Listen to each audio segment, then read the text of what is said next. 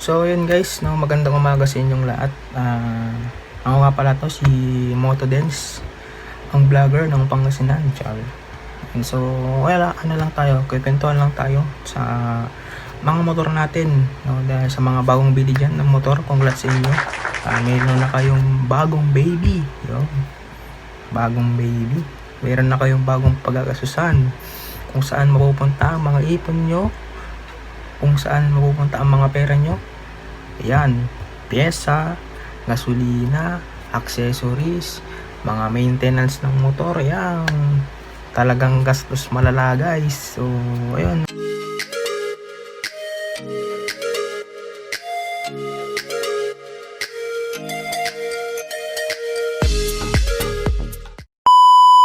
Kwentuhan lang tayo sa mga motor natin kung may mga issue kayo na hindi pa alam sa kanyang motor. Kasi meron ako mga issue naramdaman din sa motor ko na si Clicky. Ayan siya. Ayan yung motor ko na 2 years ko na siyang gamit. Mag 2 years na pala siyang gamit ko. So April 22 ko siya nabili. Version 2 siya ng Click. Iba na yung version 3 ngayon kasi yung version 3 ngayon ano na siya, mas maganda siya ngayon. Hindi na maganda rin naman yung Click version 2. Kaya lang ang pinagkaiba sa version 3, meron na siyang USB port sa tsaka yung bulsa niya may takip na, di ba? So ang pinagkaiba rin nun, malaki na yung gulong nung V3 sa V2 kasi yung V2 na 90 by 90 likod niya, tapos yung sa harap naman 80 by 90 sa V2 yon. Sa V3 I think nasa 100 na 100 over 90, tapos sa harap 90-90. I don't know if tama ako. So ayan, ikwento ko sa inyo yung mga maintenance ko rin, mga issues ng motor ko na naramdaman ko, mga gastos ko, para alam nyo rin in case na mangyari sa inyo yung mga issue na yun, kung ano yung gastos ko dun, tapos kung anong maintenance ang kailangan, yun. So ayun guys, ikwento natin, let's go.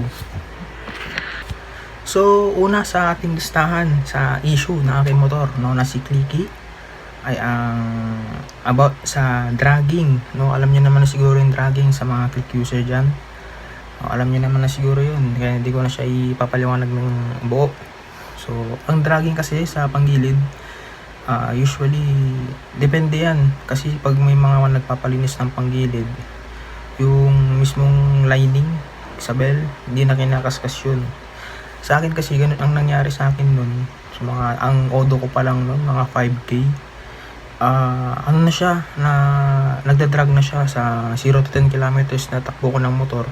Dragging na siya sobrang lakas, kaya ang ginawa ko nun, nung nagpalinis ako ng panggilid ko, gumamit ako nung Kobe na CVT cleaner. Kobe baka naman, no. Gumamit ako nun, tapos sabi ko sa mekaniko ko na lihain niya ng kaunti-unti yung lining para mas kumapit siya sa bell. So yung mga una naman na after ko siyang ipaayos, okay naman siya. Pero nung mga bandang napunta na naman ako ng mga 6K, 5K, ganun ulit siya. Ganun ulit, nag-drag ulit siya. So pina-check ko ulit, baka may tagas na sa oil, mga oil seal ko. Wala naman siya, malinis naman. Kaso nga lang ang problema,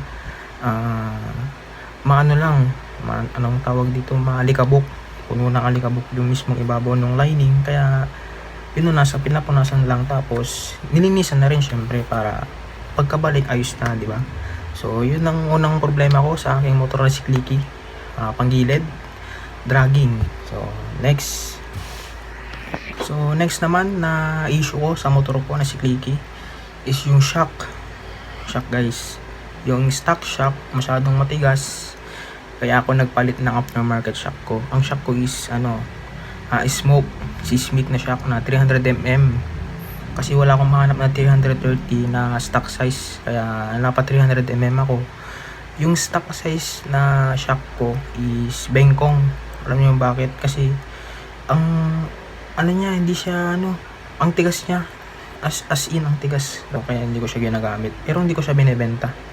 Stock lang siya dito para in case na masira yung aftermarket na shock ko, may papapalit ako. Mag-i-stock muna ako habang wala pa akong pambili nung aftermarket na shock. So Yun yung issue ng stock na shock, masyadong matigas, promise guys. Siguro yung iba sa inyo hindi nyo pa na-encounter to, pero siguro yung iba na-encounter nyo na rin. So iba't iba naman tayo ng nalalaman na issue sa motor natin di ba? Hindi naman pare-parehas yung issue, yung iba malala, yung iba sakto lang, yung iba yung pwede pang agapan ng mas maaga.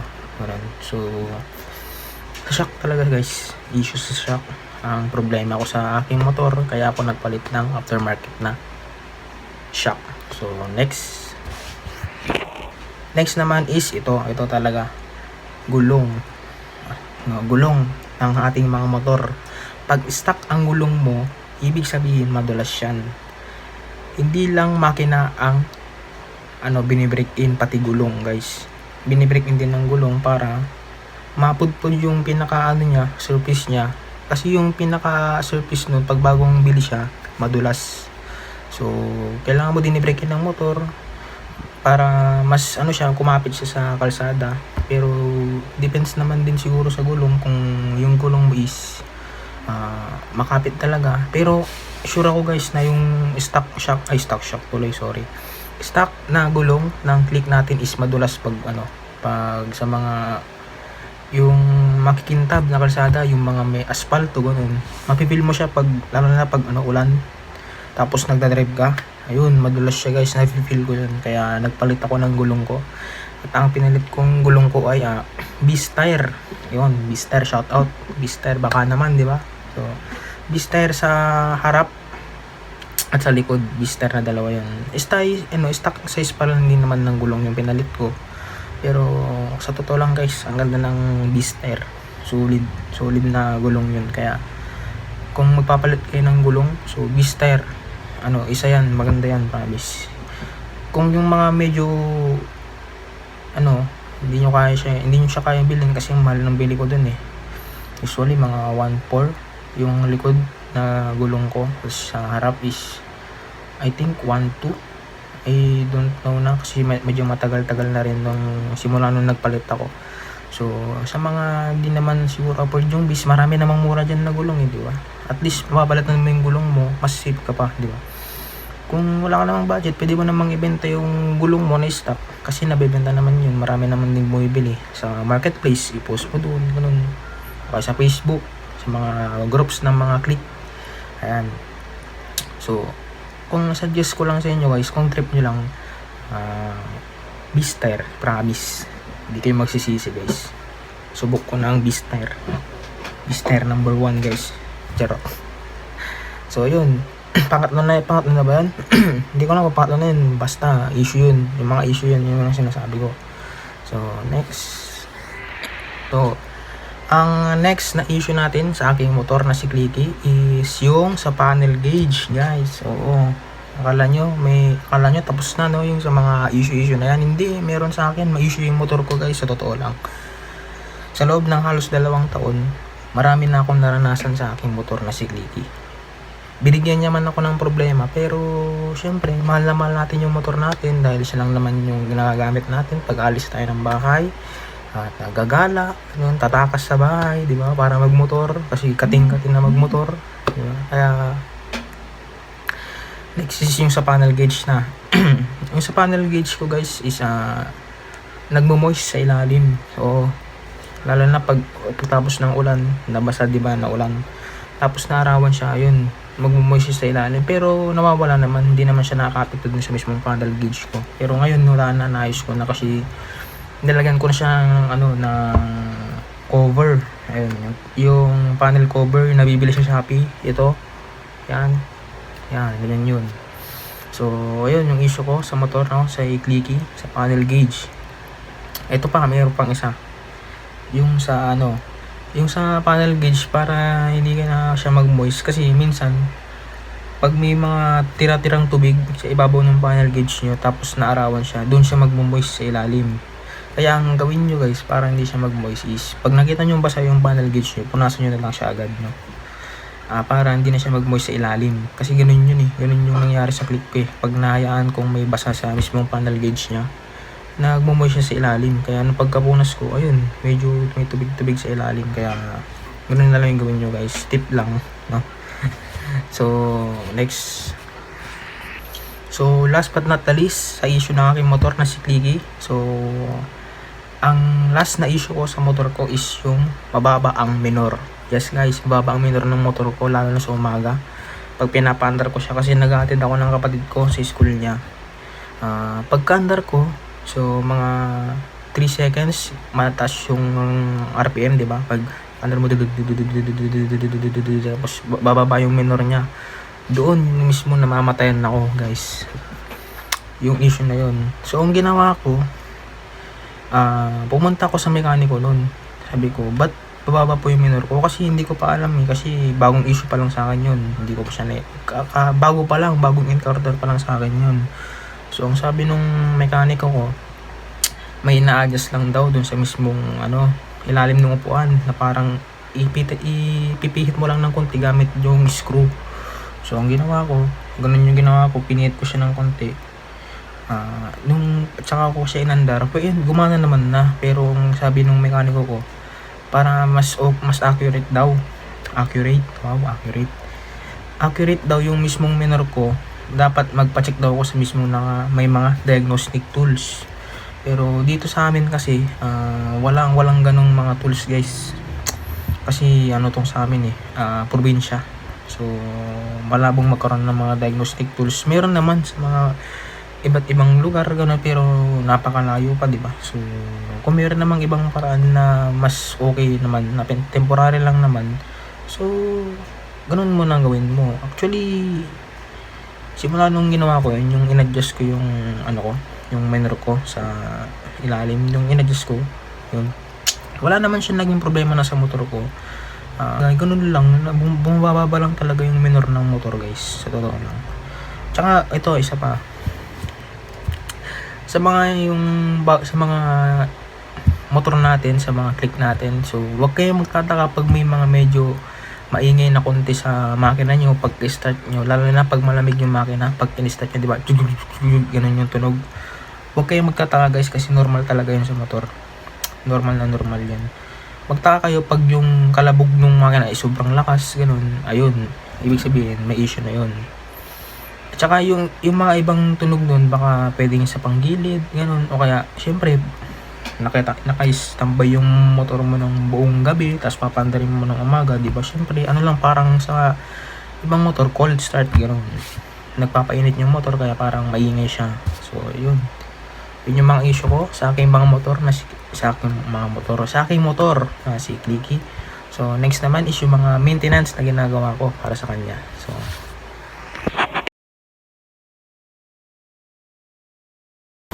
So yung mga maintenance naman na ginagawa ko sa aking motor si Clicky is una, syempre, huwag mong kakalimutan to, engine oil, palit ka.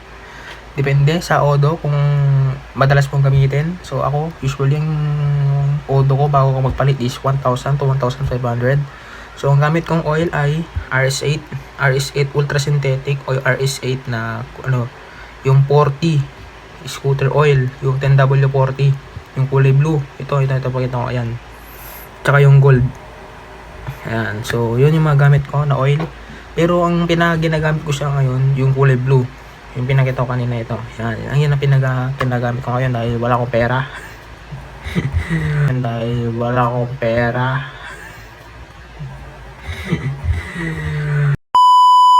Wala akong pera. Si Motodens guys. So,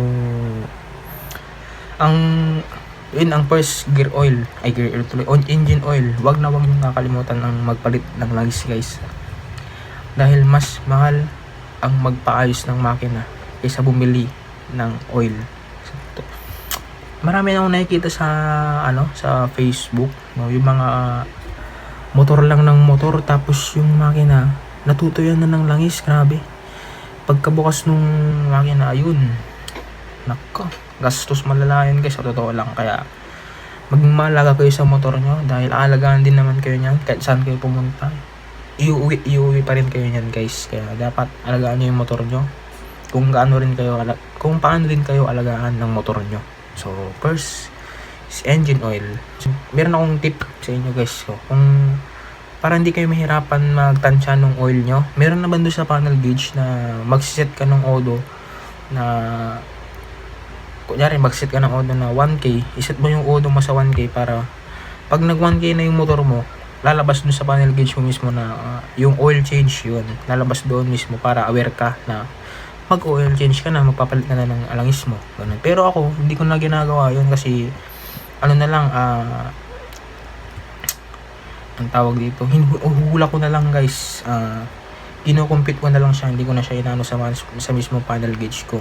Kunyari ngayon nag-change oil ako, nag-change oil ako ngayon 1K na yung tinakbo, tapos ang odo ko is 11K, so nag-change oil ako ng 11K, so ang next change oil ko is 12K, ganun guys, ganun ang style ko, hindi ko na siya inano sa panel gauge. So tip lang sa inyo, kung gusto niyo ng ganun, pwede niyo namang gawin, di ba? Kasi syempre motor natin yan, bahala ka kung gusto mong gawin sa motor mo. So next is sa gear oil. Yan, sa gear oil, ito sa gear oil guys, ang style ko sa gear oil ko is alternate. So nag change oil ako ngayon, hindi ako papalit ng gear oil, tapos sa susunod na change oil ko, doon ako papalit ng gear oil. Yes guys, alam ko medyo maksaya yan, pero ganoon ang ginagawa ko para alagang-alaga ko yung motor ko na si Clicky. So ayun, gear oil. Ang gear oil na gamit ko rin is RS8 din, yung 80W90 na synthetic na gear oil ata yun. Ito, pakita ko na lang sa inyo. Ayan, ayan siya. So yun yung gamit ko sa gear oil ko. So ganun din yung style ng palit ko. Nasa sa inyo rin lang din yan guys, kung kung kailan kayo magpapalit, o isasabay nyo ba siya sa change oil nyo, o i-alternate nyo ba siya. Nakadepende sa inyo yan guys, dahil motor nyo naman yan. So next is ang aking airbox ang aking air filter. So air filter, so sabi sa akin sa kasa nung bagong bigay sa akin yung motor is magpapalit ako ng air filter pag nakatakbo na ako ng 5,000 kilometers. So ako, dahil syempre mahalaga ko sa motor, always ko siyang kina-check, binubuksan ko yung airbox ko. Pag alam kong madumi na, nagpapalit na ako guys. So sa mga naka washable air filter naman yan, kunin nyo lang, tapos syempre washable nga, diba, linisan mo. Pero ako kasi hindi ako naka washable guys, naka ako, yung disposable, yung tinatapon na pagtapos gamitin. Yun ang gamit ko. So next na pangapat na maintenance ko sa aking motor, pagilid, palinis. Yun. Ang pagpapalinis ko ng motor is tuwing 5,000 kilometers din, sabay nung airbox tuloy, air filter. Pero ako, depende sa mga napupuntahan ko. Pag naglo-long ride ako lagi, ayun, mas maaga yung pagpapalinis ko. Pero pag dito lang, ikot-ikot lang ako sa bahay, pumunta ng bayan, pauwi, kasi minsan pinang-didili ko rin to. Pag minsan may pupuntahan ako, pang school din, pang hatid din, pang grocery, lahat, all around yung motor ko guys, sa totoo lang. So ayun, nakadepende sa akin kung anong odo ako magpapalinis. So usually, di pa ako nagpapalit ng lahat ng meron sa panggilid ko guys. Ultimo yung mga bola ko, mga slider piece ko, pati belt ko guys, di pa ako nagpapalit kasi hinihintay ko siyang mag 24,000 odo. Kasi ang odo pa lang ng motor ko ngayon is nasa 13 plus. So magto 2 years na yun guys. So sa totoo lang, hindi naman ako mahilig bumiyahe pag wala akong masyadong pupuntahan. Pag pupunta ako, yan lang, babayan lang as uwi agad. Kasi sa totoo lang, ang hirap ng guys, ang hirap bumiyahe pag traffic, mainit, di ba? At saka mas okay sana pag babiyahe kayo, may mga kasama ka, di ba? Mas enjoy yun kasi hindi ka boring sa daan, di ba? So ganun, 13K ang odo ko, kaya wag na kayo magtanga, ha? Hindi ako palaayos ng bahay, dito lang ako sa bahay, tutulog. So ayun, saan na tayo? Sa panggilid. Ayun, hindi pa ako nagpapalit lahat guys. Saka na ako magpapalit ng panggilid ko pag pag may budget na, di ba? Bibili ako nung JPD set na panggilid. Ayun. Next is ito. yung mga maintenance na hindi ko pa nagagawa. Yung magpa-FI cleaning, yun, isa yun, FI cleaning. Tapos magpalit ng fuel filter, hindi ko pa nagagawa yun. Tanong ko lang, required ba talaga na magpalit ng na coolant sa mga radiator? Kasi ako usually hindi ako nagpapalit ng coolant ko, hinayaan ko na siyang maubos doon, tapos siya ako ulit maglalagay, ganun. Pero yung coolant ko, matagal naman siyang maubos. Kasi yung pinakamalayo ko pa nga lang na napupuntahan guys is pa lang sa Manawag pa lang. Ano yung Manawag dito sa Pangasinan, doon yun pala yung pinakamalayo na puntahan ko. Di pa ako nakapunta ng Baguio, ng kung saan. Basta lumilibot lang ako doon sa buong Pangasinan, doon lang yung napupuntahan ko guys. Sa buong halos 2 taon, sa buong 13,000 na odo ko, yun pa lang ang napupuntahan ng motor ko guys. Hindi ko pa siya naakit sa Baguio lahat. So ayun yung mga maintenance na ginagawa ko sa motor ko.